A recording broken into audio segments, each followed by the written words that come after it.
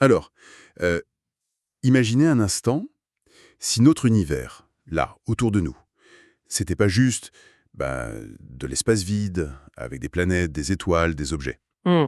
Quoi d'autre alors? Si c'était plutôt comme une immense bibliothèque. Une bibliothèque vivante, vibrante, Écrite pas avec de l'encre, mais avec des ondes. des fréquences. Ah oui, une bibliothèque énergétique en quelque sorte. C'est une image assez parlante, hein. Exactement. Et l'idée, c'est qu'on ferait partie de cette bibliothèque, on serait comme des livres ouverts dedans. Et ça, c'est une vision qui a obsédé Nikola Tesla. Oui, il a consacré une énergie folle à essayer de déchiffrer ce langage caché de l'univers. C'est ça.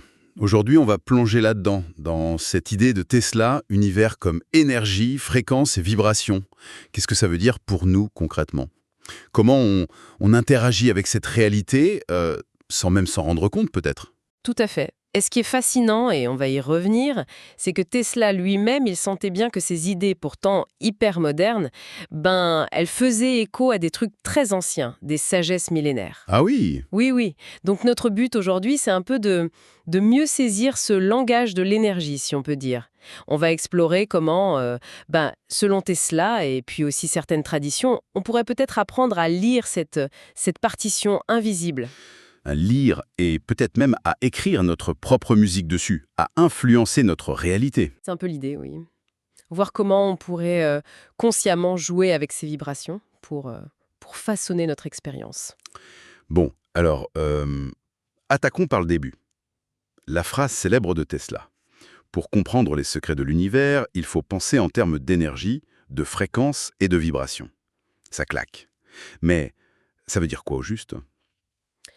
Ça nous demande de changer complètement notre regard sur le monde matériel, en fait. Ça veut dire que même cette table-là, ou le sol sous nos pieds, qui nous paraissent si solide, si dense, Oui. eh bien, au niveau le plus fondamental, ce n'est que de l'énergie. De l'énergie qui vibre à une vitesse hallucinante. Des milliards de particules qui dansent si vite qu'elles nous donnent cette impression de solidité. Ah ouais. C'est vertigineux comme idée. Tout est énergie en mouvement alors? C'est ça, en essence, tout est interconnecté par ce biais. C'est quand même bizarre, non? C'est le paradoxe, exactement. Et c'est là que la vision de Tesla devient particulièrement intéressante. Pour lui, l'être humain, ce n'était pas juste un assemblage biologique par hasard. Il nous voyait comment alors? Comme des antennes vivantes, des sortes de récepteurs émetteurs biologiques conçus pour capter et diffuser cette symphonie cosmique de vibrations. Une antenne vivante? Ça expliquerait peut-être ce truc qu'on ressent parfois quand on entre dans une pièce et qu'on sent direct l'ambiance, genre tendue ou au contraire hyper joyeuse. Exactement. Avant même qu'un mot soit échangé. Oui. Ou ce feeling immédiat avec quelqu'un qu'on rencontre à peine, confiance directe ou alors une méfiance inexplicable. Précisément, dans cette optique, ce ne serait pas juste une réaction psychologique, tu vois. Ce serait une lecture énergétique directe. Notre corps, avec sa sensibilité propre, capterait des informations vibratoires, bien au-delà de nos cinq sens habituels. D'accord. Et nos propres émotions, là-dedans, elles jouent quel rôle? Tesla pensait qu'elle modifiait notre propre signal. Ah oui, carrément, et de façon instantanée. C'est une idée qui, d'ailleurs, commence à être explorée par la science, notamment avec le champ électromagnétique du cœur. Ah oui, j'ai entendu parler de ça. On peut le mesurer, c'est ça? Oui, il s'étend à plusieurs mètres autour de nous.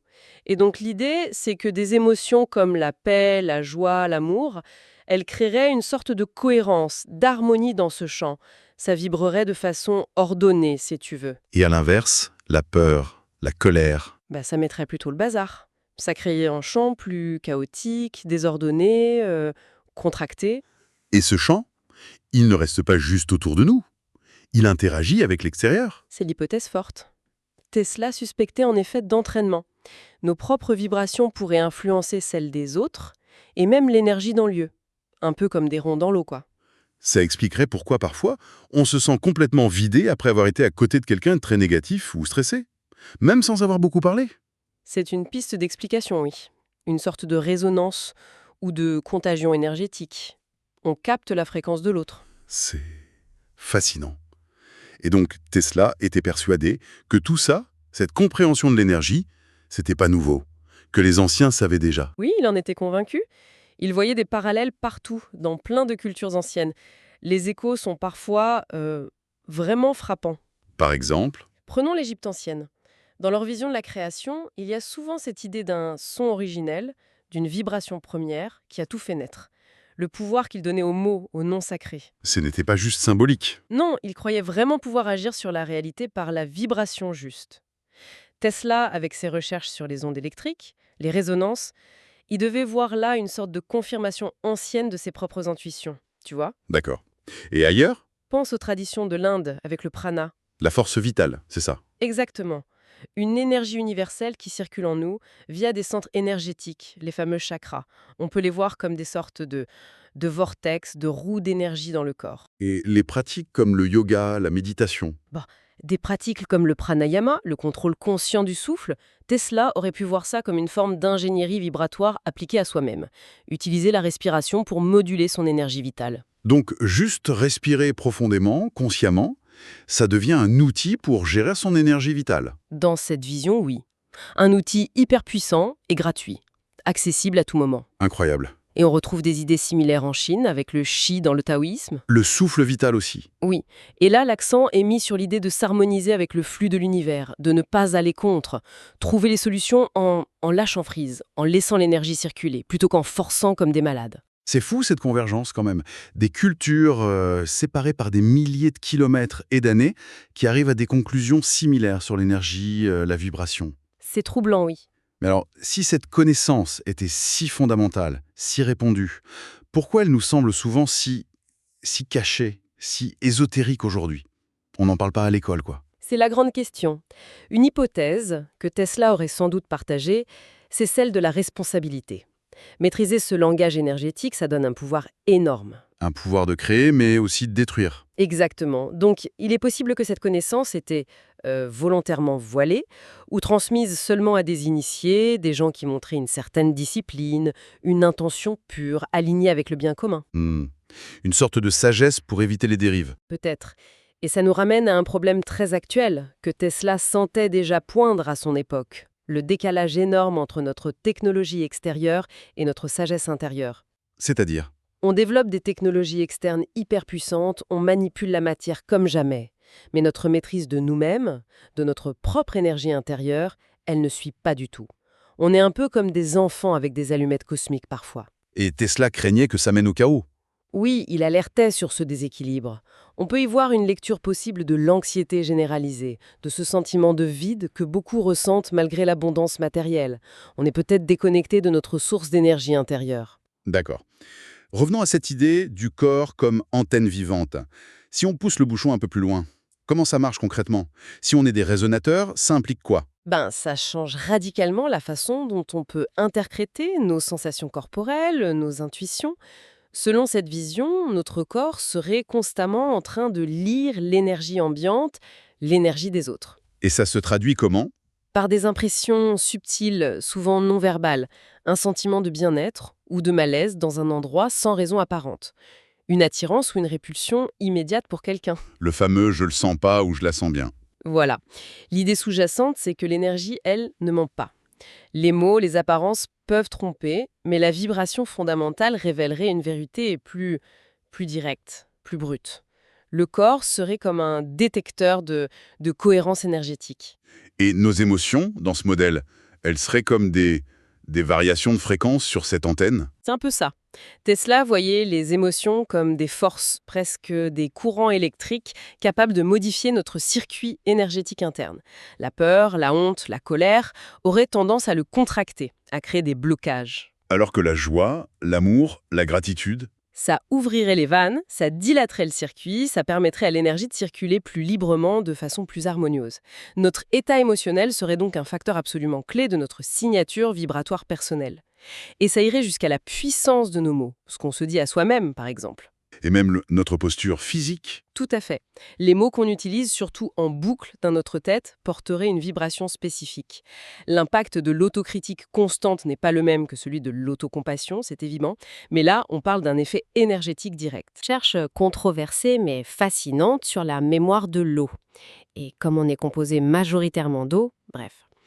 Et pour la posture, c'est pareil. Se tenir droit, ouvert, ça ne fait pas que communiquer la confiance, ça aide à la ressentir, ça modifie notre état énergétique. Se tenir voûté, fermé, ça renforce souvent un état de peur ou de repli. C'est un langage énergétique non verbal. Du coup, les pratiques comme le yoga, le tai chi, le qigong, on peut les voir sous un autre jour. Complètement. Au-delà de simples exercices physiques ou de relaxation, on peut les voir comme des technologies hyper anciennes et sophistiquées pour réorganiser consciemment notre champ énergétique, pour défaire les nœuds, fluidifier la circulation du chi ou du prana. Et la maladie alors? Comment elle s'inscrit là-dedans? Dans cette perspective, inspirée de Tesla et de nombreuses traditions, la maladie ne commencerait pas forcément dans le corps physique. Elle prendrait racine d'abord dans le champ énergétique. Comme un blocage. Oui, une dissonance. Oui, un déséquilibre vibratoire persistant, une zone où l'énergie ne circule plus correctement. Et ce déséquilibre finirait par se cristalliser, par se manifester dans le corps physique sous forme de symptômes. Donc les symptômes seraient Des messages. des signaux d'alerte. Exactement. Des signaux que quelque chose, au niveau énergétique, lié à nos émotions, nos pensées, notre mode de vie, demande à être rééquilibré. Apprendre à écouter son corps deviendrait alors essentiel. Pas juste pour faire taire le symptôme, mais pour comprendre le message. On a parlé d'émettre de l'énergie via nos émotions, nos pensées. Mais on est aussi récepteur, tu disais. Le simple fait d'être dans la nature, ça nous recharge vraiment. Ah oui, absolument. Pour Tesla, la Terre elle-même est une source gigantesque d'énergie vivante. Le contact direct avec elle, marcher pieds nus dans l'herbe, s'adosser à un arbre, sentir le soleil sur sa peau, ce serait un moyen fondamental de se récalibrer. De se réaccorder. C'est ça, de se réharmoniser avec les rythmes naturels de la planète, qui sont fondamentalement sains et équilibrés. C'est un contraste énorme avec nos vies modernes, souvent passées sur du béton, devant des écrans. On se coupe de cette source. On risque de s'en couper, oui. Et ça pourrait contribuer à ce sentiment d'épuisement, de déconnexion, de batteries à plat que beaucoup ressentent. Ok, tout ça dessine une image vraiment différente de notre rapport au monde. C'est fascinant intellectuellement, mais la question qui tue, comment on passe de la théorie à la pratique? Comment on apprend concrètement à lire ce langage énergétique au quotidien? C'est pas évident, quoi. Non, c'est clair, ça demande un changement d'attention. La clé, ce n'est pas l'analyse mentale, le pourquoi du comment, c'est l'écoute sensorielle fine. Il faut réapprendre à porter attention à ce qui se passe dans notre corps. Aux sensations physiques? Oui. Où est-ce que ça tire? Où est-ce que ça bloque? Où est-ce que ça picote? Où est chaud, froid, léger, lourd? Où est-ce que l'énergie semble circuler librement et où est-ce qu'elle semble stagner? C'est comme apprendre une nouvelle langue, la langue du corps. Et c'est aussi reconnaître nos propres météos émotionnelles récurrentes.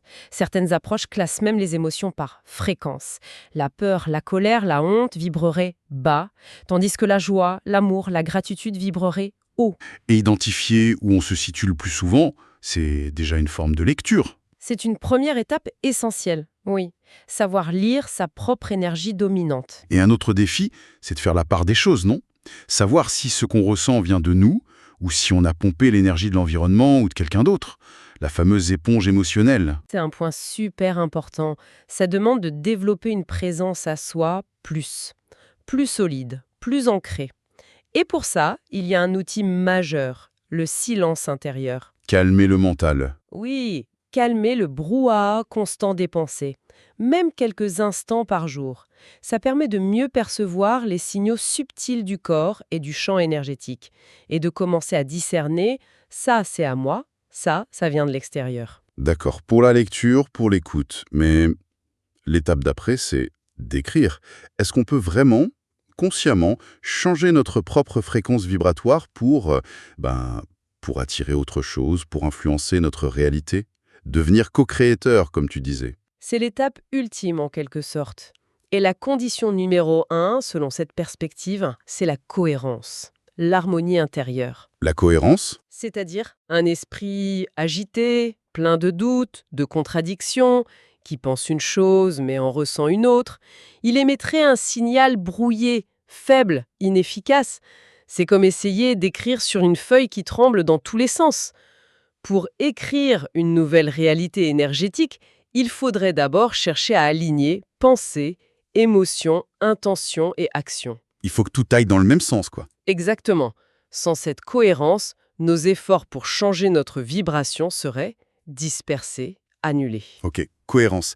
Et ensuite, quels seraient les leviers concrets pour modifier cette fréquence en s'inspirant de tout ça? On peut en identifier quelques grands principes, oui. Le premier, c'est de cultiver activement le calme intérieur et la présence. Revenir au centre. Comment? La respiration. Respiration consciente, comme inspirer sur 4 temps, tenir 4 temps, expirer 4 temps, tenir 4 temps. Ça peut très vite calmer le système nerveux et harmoniser notre état. Et surtout, s'ancrer dans l'instant présent. C'est le seul moment où on a du pouvoir sur notre énergie. Pas hier, pas demain, maintenant. D'accord. Calme et présence. Le deuxième levier? C'est l'intention claire, mais surtout portée par l'émotion. C'est crucial. Il ne suffit pas de penser à ce qu'on veut. La paix, la confiance, l'abondance. Il faut le ressentir. Ressentir comme si c'était déjà là. Exactement. Quelle énergie on veut incarner? Il faut chercher à vibrer à cette fréquence, ici et maintenant, en cultivant délibérément l'émotion qui correspond. L'émotion, c'est le carburant. C'est elle qui donne la puissance vibratoire à l'intention. C'est le cœur qui parle le plus fort, énergétiquement. Intéressant. Intention plus émotion. Et le troisième? Le troisième levier, c'est l'expression consciente. Ça passe par plusieurs canaux. D'abord, les mots qu'on choisit. Surtout notre dialogue intérieur. Pratiquer l'autocompassion, utiliser des affirmations positives ressenties. Pas juste répéter mécaniquement. Non, surtout pas. Ressenti. Mais ça passe aussi par le corps. Adopter consciemment une posture d'ouverture et de confiance. Utiliser le mouvement, la danse, des étirements doux pour débloquer l'énergie stagnante. Et puis le son. Le son? Oui, écouter de la musique qui nous élève, chanter, utiliser des sons spécifiques, comme les bols chantants, les mantras, peut aider à réaccorder notre champ vibratoire. Donc, calme présence, intention émotion et expression consciente. Mots, corps, son. Ça fait une belle boîte à outils. Mais j'imagine qu'il ne suffit pas de faire ça une fois de temps en temps. Popularité. Comme en entraînement sportif, en fait. Exactement. Notre champ énergétique répondrait beaucoup plus à nos habitudes vibratoires, nos pensées et émotions dominantes habituelles, qu'à des efforts isolés et spectaculaires. C'est un travail de fond, patient, persévérant, comme Tesla qui répétait ses expériences des milliers de fois. Il faut commencer petit, être constant. Chaque pensée, chaque émotion, chaque action consciente, répétée, ça tisse une nouvelle toile énergétique. Bon, si on essaie de résumer un peu ce voyage fascinant dans la vision de Tesla et ses échos anciens, l'idée vraiment forte qui ressort, c'est qu'on est bien plus que des machines biologiques, quoi. Clairement. On serait avant tout des êtres d'énergie, des êtres vibratoires. Vibrant au sein d'un univers lui-même entièrement énergétique. Et avec une capacité innée, mais souvent oubliée, d'interagir consciemment avec ce champ d'énergie. C'est une perspective qui change tout, en fait. Oui, ça transforme chaque instant de la vie. Ce n'est plus juste un concept abstrait, ça devient une invitation à l'expérimentation personnelle. Chaque pensée qu'on choisit d'entretenir, chaque émotion qu'on laisse nous traverser ou qu'on cultive, chaque action, tout ça émet une vibration. Ça donne une sacrée responsabilité quand même. Nos états d'âme ne sont pas anodins. C'est vrai, ça implique une responsabilité, mais ça offre aussi un potentiel créateur immense sur la qualité de notre propre expérience de vie. On n'est plus juste des victimes des circonstances, on devient des participants actifs. La vraie question, ce n'est pas si on écrit notre histoire vibratoire. Non. La vraie question, c'est quelle histoire choisit-on d'écrire consciemment à partir de maintenant? Quelle fréquence, quelle mélodie, quelle vibration décide-t-on d'émettre dans le monde aujourd'hui? Et le chant répondra. Si cette perspective est juste, d'une manière ou d'une autre, oui, le chant finit toujours par répondre. C'est la loi de la résonance.